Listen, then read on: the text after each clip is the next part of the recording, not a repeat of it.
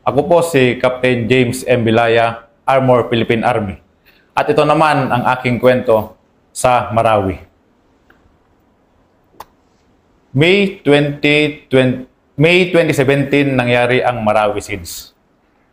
Third day ng gera sa Marawi, tumawag sa batalyon namin ang Armor Division at ipapadala ang mga bagong vehicle o yung UTS natin o yung tinatawag na unmanned turret system, which is meron tayong tatlong UTS at tatlo lang kasi kami na nag-seminar that time. So, no choice. Siyempre, pagputok ng Marawi, lahat tayo kinakabahan. Ako rin mismo, grabing takot ko that time nung narinig ko ang gera sa Marawi. So, wala akong magawa kahit sa parents ko, hindi ko sinabi. Siyempre, second lieutenant pa ako that time, magti 3 years pa lang sa serbisyo. Hindi ko sinabi sa parents ko na isa ako sa pupunta sa Marawi. Bakit? Ba't hindi mo sinabi sa parents mo? Kasi sir, siyempre, pag sinabi ko yan, baka mamaya maatake sila o ano sir, kasi siyempre, o kaya, siyempre, pag sinabi kasi that time, sir, Marawi, bagong putok ng Marawi noon, sir, is iba yung notion, sir, kasi siyempre, gera na patayan, iba kasi yung pag-welcome ng pagputok ng gera sa Marawi, sir, iba yung impact, sir, sa mga civilian, sir. Sobra, di ba? I mean, yes, sir. Iba talaga yung dating niya, sir, na biglaan yung kanya, sir, ng daming namatay, ang daming na ano. So, that was May 27, sir, 2017, pinadala kami sa Tumek Brigade. So from Tumek Battalion, hinatid muna kami kasi yung mga bagong UTS natin is sinakay na ng barko papuntang Iligan City. So doon na lang namin daw susunduin yung mga UTS namin, yung mga vehicle namin. Kasi tatlong vehicle lang yon. Tatlo lang din kaming officer na trained at may kanya-kanya kaming crew. Ang kasama ko that time si Second Lieutenant Roldan at Second Lieutenant Reyes. So tag-isa kaming vehicle. And then habang hinihintay namin yung vehicle namin, nasa Tumek Brigade na kami naghihintay, biglang nalaman ko o narinig ko na yung isa pa lang mista namin, isang classmate namin na aside ng LRRs, then Second Lieutenant Abuyabor is nakiya na pala siya. Namatay siya sa Marawi. So by that time, gusto na rin namin pumasok noon kasi syempre classmate mo 'yon, namatay na yung classmate mo. So paparating pa lang kasi yung vehicle namin that time. Paparating ng Iligan City. So by June 1 dumating yung vehicle namin ng Iligan City. So pagdating ng vehicle namin ng Iligan City, dinala sa Tumek Brigade, then hinati-hati na kami. So bawat isang UTS is may kabady siya na tagtatlong APC. So yung sa akin noon, yung UTS ko, napunta sa akin si UTS Texon ang pangalan. And then meron akong tatlong body na APC. So si APC Papa, APC Segovia at APC Tukay. Which is yung mga kasama kong APC, mga crew na ngayon is galing sa iba't ibang unit. So parang mahirap kasi siyempre kung ka-unit mo kasi yung tropa na kasama mo mag-operate, alam mo paano na kayo maglaro, paano na kayo mag-operate, is parang nagkakaamuyan na kayo, alam mo na yung ginagawa. Pero by that time, mga bago yung mga kasama ko. So sa apat na vehicle, sa akin yung isa, yung tatlong APC na hawak ko, iba-iba yung crew. Yung crew nun is taga 1st Cab Battalion, taga 5th Mech Battalion, saka 1st Mech Brigade. So, paki-explain nga, without revealing technical details, ano yung advantage talaga ng UTS noon? At bakit ganon siya ka-importante na tatlo ka agad yung escort mo? Yes sir. Ang UTS kasi sir is, ang main ganyan is 25mm yung main ganyan sir. And then may coaxial siya na 60mm. So dalawa yung baril niyan sir. Yung isa main gun, yung malaki-laking tubo niya sir, malaking baril niya, and then 60mm yung ganyan. And then ang kagandahan ng UTS natin sir is computerized siya. So may sa loob niya, may monitor siya diyan, nakikita mo, pwede mong i-zoom, nakokontrol mo yung tangke mo, yung gun ng tangke mo, doon ka na rin puputok. And then ang kagandahan nun is during gabi, nagagamit mo siya kasi may thermal siya. May thermal camera. Yun ang main talaga niya. Yes, sir. Yun ang kagandahan ng UTS natin. Which is doon tinesting, doon unang sinubok sa Marawi ang UTS natin. Tsaka parang kunyari gamer ka ngayon na Yes, sir. kabataan. Kung Mag-enjoy ka doon. Kung kabataan ka dati, kagaya ko na mahilig sa mga video games, mahilig maglaro. So, parang joystick lang din na hawak mo doon. Parang naglalaro ka lang, nag-click ka lang na ganyan. Doon na, kitang-kita mo na sa monitor mo. Doon na yung target mo. Pwede ka nang ipuputok. I-click mo na lang pag puputok ka. Ganon yung kagandahan ng UTS. Ang wala niyan, isa security is lagi dapat binabadihan yan. Pag mag-move ang UTS, dapat 4 talaga na tangke ang kanyan pag mag-move. Yun yung SOP niya. Pero talagang yun yung masabi natin, isa sa mga game changer yung UTS sa Marawi, no, na parang napaka-timely niya, no, na dumating. Yes, sir. Saktong-sakto, sir. Kasi pwede rin siyang i-consider kasi as sniper, sir, eh. Na pangmalayuan din siya, sir. Kasi ang kagandahan nun, pag nakita mo yung target, pwede mo siyang iset doon na i-lock yung target, sir. Makuha mo yung distance niya. Then pwede mo siyang paisa-isa na putukan, sir.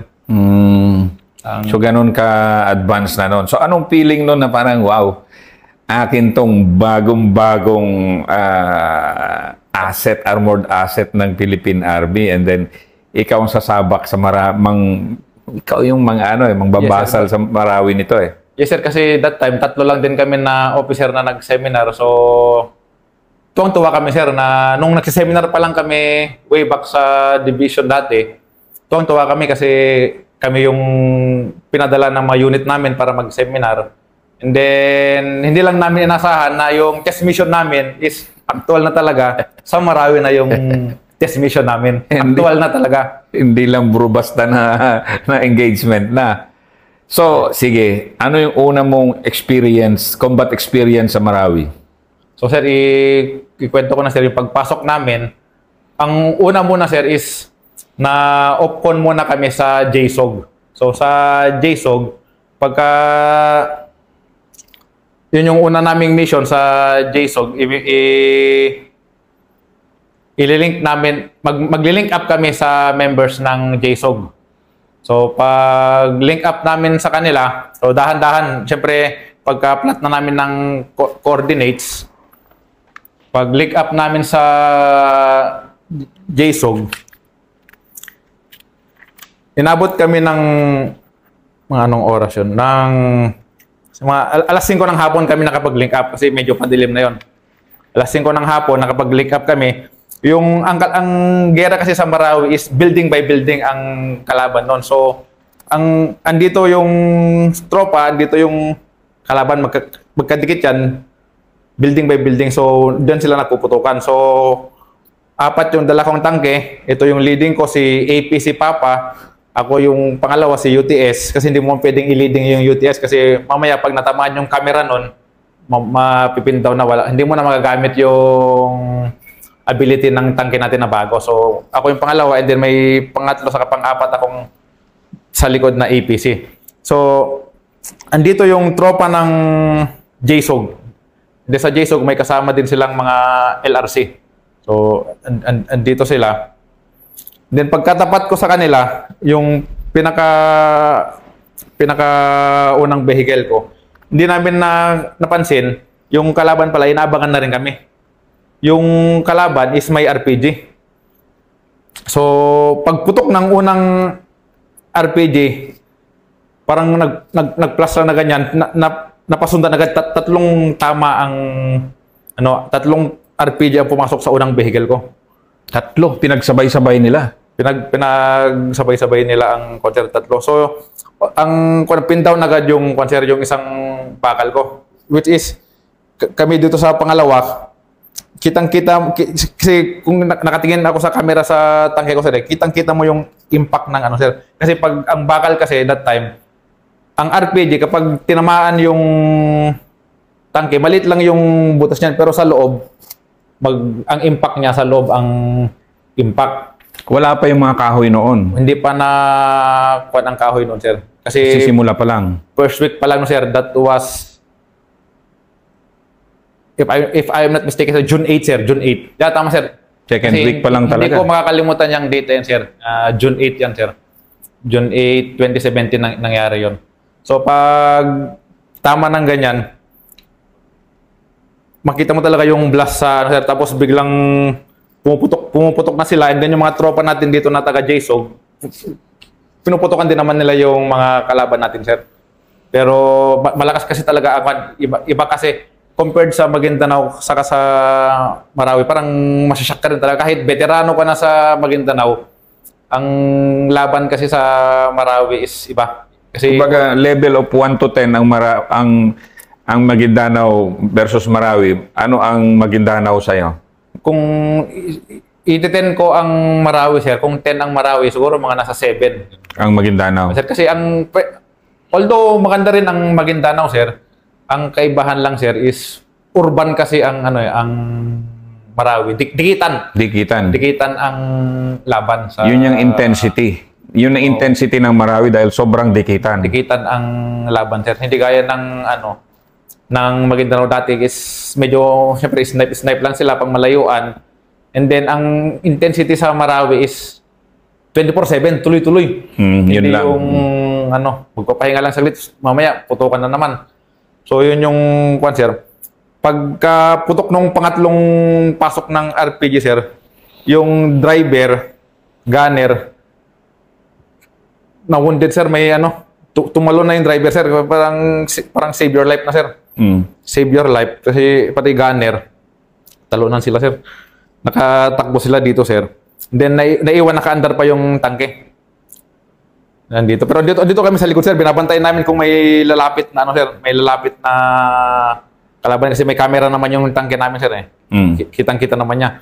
So kung may mga lalapit, gusto ang namin, puputukan din namin, sir, kasi kitang-kita nga ng 25mm namin. And then ang sir, nung na-rescue namin itong dalawa na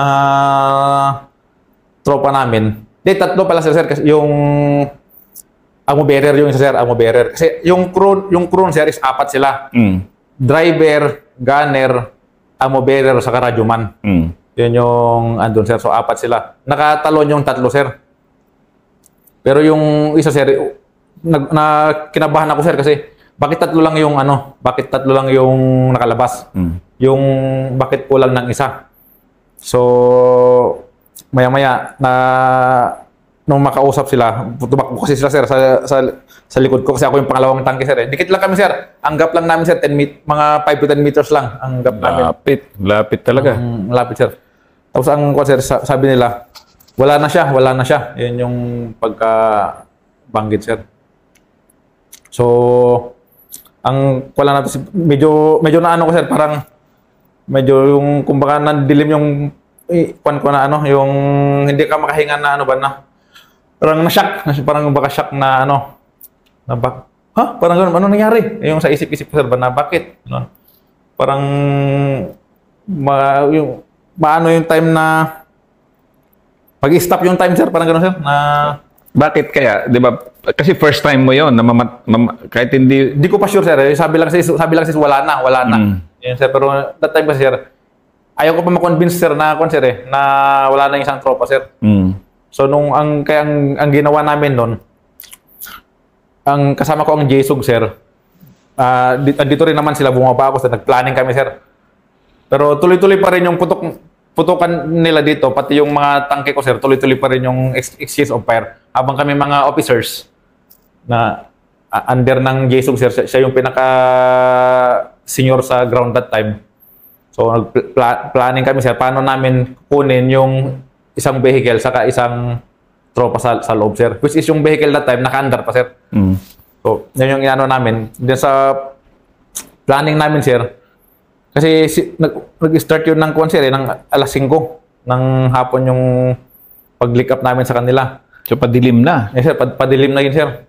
Kaya medyo mahirap na. Ang kagandahan, sir, buti na lang, sir, doon namin na-utilize yung capability ng tangke natin, yung UTS. Pero kahit na vulnerable ka pa rin at that time kasi talagang maaari ikaw din sundan. Yes, sir. Kasi although binabantayan naman namin kasi yung sa UTS namin nakaabang man yung sir, pwede yung pang-sniper din yung ibang vehicle. Pati yung mga sniper ng tropa, umakyat din sa building, kung may lalapit man sa vehicle, kayang-kaya din nilang i-pin down. So sa planning namin, sir, is gagamitin namin yung isang tangke namin. Parang overwatch yung gagawin. So yung vehicle ko, siya yung magbabantay kasi yun yung may camera. Yung isang APC kasama na didikit doon sa isang tangke, tapos bababa yung isang driver para kunin yung tangke. Yun yung Kunin yung casualty o kunin yung tangke? kunin mo na yung tangke, sir. Kasi kaya pa namang i-atras, di ba? Yes, sir, kasi gumagana pa, sir. Then kasi hindi pa namin kasi sure kung sir, baka mamaya kasi wounded lang naman na hindi lang makalabas. So, yun yung nasa isip ko, sir. Hindi ko pa iniisip na ano siya, na wala na siya. Nung sinabing wala na. Yun yung pagkasabi, sir. Hindi, unang attempt, sir, hindi na kaya ang lakas ng volume ng sir. Hindi makababa yung tropa. Kahit dinikitan na yung tangke, sir, hindi makababa yung tropa kasi ang lakas pa rin ng putok, sir. So, bumalik, sir. Second attempt ulit, sir, na didikitan. Wala na, sir. Then third attempt, ang ginawa, sir, ginawang pabaliktad yung, di ba nakaharap dito yung tangke na napin down, sir? Pinabaliktad yung isa pa atras. Pero although nakasarado yung loob, ang ginawa, sir, dinikit pwet to pwet, sir. Ganyan, para then, nung bubuksan na lang, saka tatakbo yung driver, sir, para i-drive na yung sir. Yung firefight na yun, inabot kami ng 7 hours. Yes, sir. Bago mo ma-pull out namin yung, sir, bago ma-pull out namin yung bakal. 7 hours? Yes, sir. Na, malapit na lang yun, sir, pero ang lakas talaga ng resistance, sir. Kasi, by that time, second week pa lang, sir, ang lakas malakas pa sila, madami pa sila that time, sir. Kaya, sir, nung na-exit na ganyan, sir, doon na agad kong nilapitan yung bakal, sir. Doon ko totoo pala yung sinabi ng ibang tropa na nakalabas na wounded. No, sabi lang wala na siya. Doon ko na talaga nakita yung impact pala ng blast ng RPG na pagpasok is doon mismo sa kinauupuan niya. So pagpasok, natamaan yung sa likod niya, doon yung impact. So, this is in honor of late Private Parba na dati kong nakasama sa Marawi. Pasensya na kung ginawa ko naman ang best ko noon para ma-save ka, pero hindi natin hindi natin na-save ang iyong buhay. yung ganon, kasi first casualty mo yon and yes, sir. First casualty ko. Casualty mo yon sa team mo siya na doon mo na-realize ba na kahit armor tala, namamatayan din? Yes, sir. Kasi by that time, kasi siyempre pag-isipin mo, pag armor ka, may tangke ka. Siyempre, hindi ka na sa mga sa mga putok na maliliit, is wala kang problema niyan. Hindi ka tatablad kasi nasa loob ka ng tangke. Pero, hindi mo akalain na, siyempre, ang armor, may kalaban yan. Kalaban natin is RPG. So, ang RPG, marami pang bala ang kalaban nun. So, hindi natin talaga alam na kahit grabe kaingat natin sa movement natin, kahit ginawa na natin yung best natin sa pag-observe sa harap, may nakakalusot pa rin talaga na kalaban. Kaya nag-isip din ang kalaban natin. Marunong din sila. Alam nila kung kailan sila atake. Alam din nila kung kailan nila gagamitin yung mga special weapons nila. Kasi ang haba-haba ng kwento mo ng Marawi, kasi 5 months ka doon. Yes, sir. Pero talagang in-emphasize mo itong una mong casualty dahil... Yes, sir. Kasi ito yung sir, siyempre pagpasok ko na ganyan, ito kasi yung, kahit nung nasa Maguindanao pa ko, sir, is hindi pa man kasi ako na mamatay ng tropa, sir. Ito yung first experience ko na mamatay ng tropa. And then, ang masakit pa nun, sir, is yung tropa na yun, na na-open lang kasi sa akin, sir, is hindi ko siya talaga organic na ka-unit ko, sir. So parang yung kuha niya is cargo ko sila. Yung mga tropa na, yung 3 unit na yun na mga tropa, sir. Cargo ko sila. So ako yung may pananagutan sa kanila. So parang naisip ko na, ano ba yung nagawa ko? Umabot nga ako ng kwan, sir, na siguro mga ilang araw din na yun lang yung iniisip ko. Parang sinisisi ko yung sarili ko na bakit kasi ganun? Bakit ganun na ganun? Doon lahat yung what if, ganun na lang yung maiisip mo na ano, what if, basta lahat ng what if, maiisip mo na lang na kung hindi sana ako ganito, ganun. So yun yung iniisip ko that time. So parang sinisisi ko yung sarili ko na namatayan ako ng tropa na although ginawa ko naman yung tama o ginawa ko naman yung mga titipis natin, bakit may nangyari pa rin na ganun? So, kaya hindi ko siya, isa yun sa mga unforgettable na experience ko sa second lieutenant days ko, sir. And of course, yung Marawi, kasi simula pa lang nun. Yes, sir. Kakasimula So, pa lang, sir. parang dala-dala mo yung experience na yon, no matter how you call it, tragic ba? Well, normal talaga na mamatayan, pero dala-dala mo yun throughout hanggang October matapos yung Marawi, di ba? Yes, sir. Ano yung nagbago sa'yo after na mamatayan ka ng tao? Yung that time, sir, ang sa tingin ko is mas naging kuwan ako sa tropa ko, sir, na lagi ko silang kinakausap kung may mga needs ba sila, may mga para lang sir, at least yung baka kasi inisip ko baka mamaya may susunod ulit na at least yung bonding namin o yung kuwan namin is medyo okay. Kasi that time, sir, kakasimula lang namin magkasama, sir.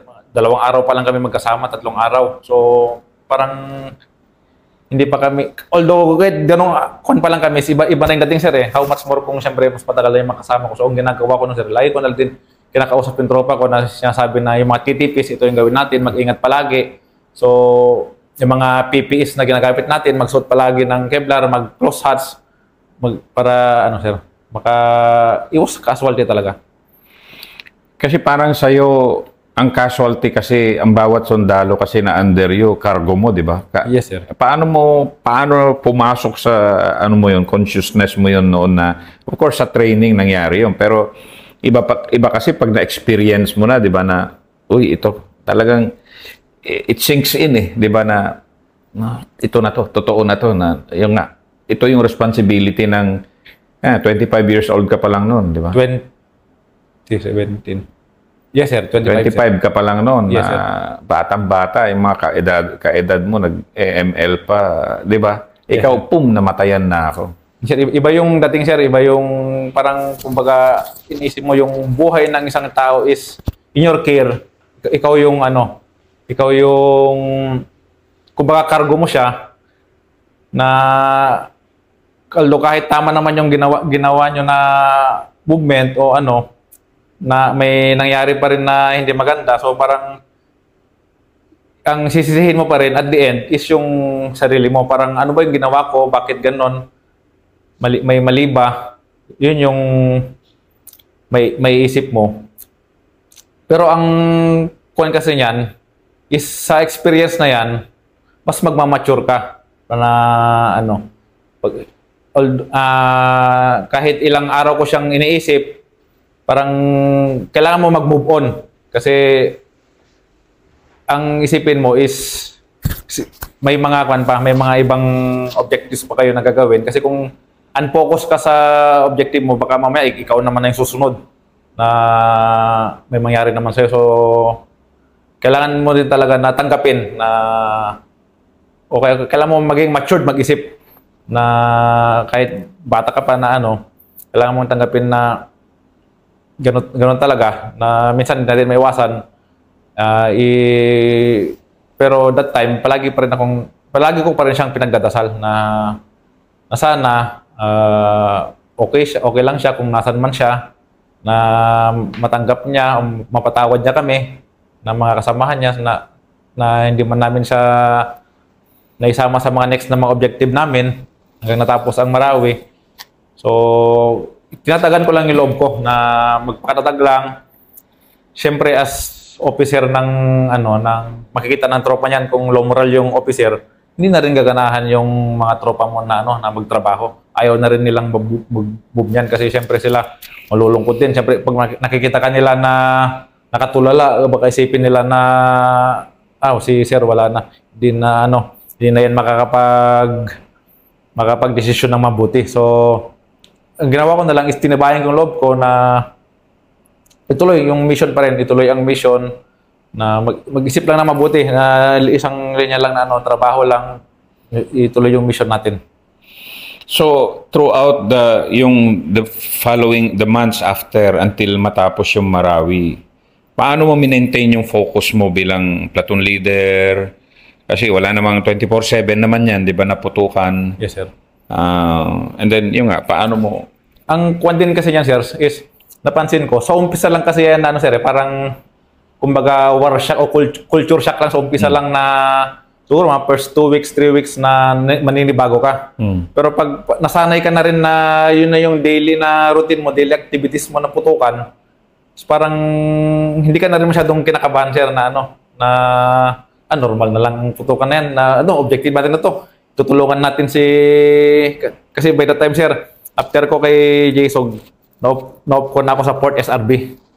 Yes, John Gilontok. Kay Kwan pa dati, sir, kay Colonel Manzano muna, sir. Tapos nagpalitan sila doon ni Sir Lontok sa area na sila nag-turnover, sir. So, that time, sir, doon ko na-realize na parang nagiging normal na lang din yung araw-araw putukan. Ang Kwan pa kasi noon, sir, is yung trabaho ko noon, pag tanghali, iba din yung trabaho ko pag gabi. Kasi yung sa pagtanghali, sir, yun yung magmamaneuver yung mga tropa, sir, pagtanghali. Yung by building to building yan na papasok. So kami na mga tangke, kami yung bumapagbag muna sa building kasi yun muna yung sinusuppress muna yung building. Tinitira muna yan bago papasukin ng mga ranger. Port SRB na kasama namin. And then nung paggabi naman, sir, yung vehicle ko, since may thermal siya, may camera, yun yung nagiging mata namin paggabi. So, andun pa rin yung kabady ko na APC. So, ang ginagawa na lang namin that time, since sa vehicle ko, 3 kami, may driver ako, may gunner, tapos ako na officer, nagsasalit-salitan na lang kami na mag-duty sa monitor para i-observe yung paligid kung may mga movement ng enemy.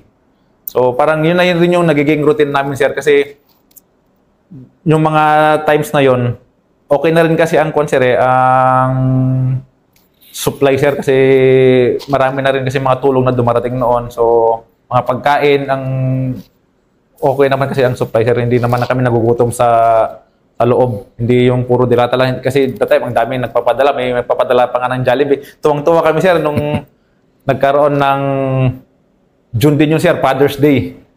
Nagpadala sila ng mga Jollibee. Talaga? Tuwang-tuwa kami nun, sir. Kasi iba yung... Tatay ka na ba nun o binata ka pa? Binata pa, sir. Pero talagang nakikisaya ka sa mga tatay. That time, sir, kasi Jollibee yun, sir. Siyempre, 2 weeks, 3 weeks na kayo na nag-operate, tapos biglang may ration kayo na Jollibee yung ration, sir. Siyempre, kahit burger lang yun, sir. Tapos yung 1 piece lang, sir. Tuwang-tuwa na talaga. Hindi Chicken Joy, burger lang. masaya, sir. And then, sunod-sunod na yun, sir. Ang dami ng galing mga suporta galing sa labas. Okay naman, sir. Kaya ang kuwan nun, na-maintain ko lang yung, sir, sa trabaho lang, sabi ko sa mga tropa, dito naman, kompleto naman ang support natin, andito yung pagkain, andito yung... May mga pinapadala pa nga sir, mga damit. Kaya, kasi that time, hindi kami nakakaligo. Kung may time minsan na may makita ka lang na konting kuwan dyan, magbusik-busik lang, pwede na. Then may dalang pagkain, damit, tapos mga bala, sir, kompleto na ang mga bala na pinapadala hanggang naging ganun yung daily routine namin, sir, na kasama namin yung Port SRB hanggang sa makuha namin kasi andun kami sa sa Combat Team Charlie kasi kami, sir, doon yun yung sector namin, sir, Sector Charlie. Kasama ko yung Port SRB.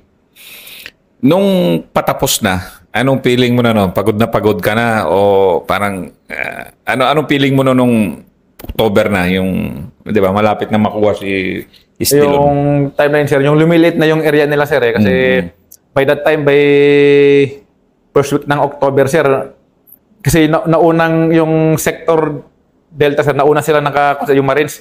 Nauna nilang nakuha yung area, sir. Kami yung sumunod dito. And then, nung andun na rin kami sa may Pampang, sir, yung may nakasulat na I Love Marawi. Tapos dito na lang sa may Sector Alpha yung hindi nakakuha, sir. Parang, malapit-lapit na. Kunti na lang yung iniikutan nila. Yung bang tipong, kaya na lang to. Siguro ilang araw na lang to. Yun yung, sir. And then, ang kagandahan nun, sir, nung nalaman namin na nahuli na sila, sir, nung nakita na yung gabi na yun, sir, yung na nangyari yun. Gabi nagbabantay kami dito sila sa area kasi dito lang kami nagbabantay sa Lawan noon, sir. Then pagbalik namin ng hindi kasi paagad in-announce, sir. Umaga na in-announce yung sir, yung binirify muna na kung totoo yung mga nakuha. Then nung in-announce na sa mga group chat noon na sir, na nakuha na sila. Positive na yung body count. Tuwang-tuwa kami, sir. Tapos na sa wakas. Yan yung tibang isipin mo yung pinagdaanan mo ng 5 buwan na puyat, pagod. Tapos na rin sa wakas. Yan yung iba yung excitement, sir, na hindi mo ma-explain na tapos na, parang ganun sa wakas. Yan yung concert. Kasi ayaw talaga nilang sumuko, sir, kahit anong gawin dati, sir. And then, nung natapos na, ano yung kasiyahan mo na naging armor officer ka throughout those 5 months? Ito rin yung dyan, sir, kasi by that time, J4 basic kasi ako that time, sir. Ongoing yung Marawi na sa kalagitnaan pa lang, sir. J4 basic ako. Trinay ko magpaalam na mag-schooling, sir, ng basic. Pero sinabihan ako dati ng task group bakal commander that time, sir, na yung bat ko pa dati ng PIPMEC, sir, sinabihan niya ako na tapusin mo na hanggang matapos na to. Pwede ka naman magpa-defer. Pwede ka pa naman next year mag-basic. Kasi iba yung experience kapag nasimulan mo hanggang matapos mo. Iba yung at least may kukwento ka, hindi yung putol yung kwento mo. Which is, tama nga yung sabi ni sir, na iba yung nasimulan ko kasi pumasok ako, sir, day 7 ako pumasok, sir, pagkadating ng UTS ko, sir. Day 7 hanggang natapos, sir. So, andun ako sa Marawi, sir. Parang proud ako na buti na lang hindi muna ako nag-schooling. Buti na lang tinapos ko tong Marawi na to. Buti na lang proud ako at may ikukwento ako na natapos ko ang Marawi Seeds.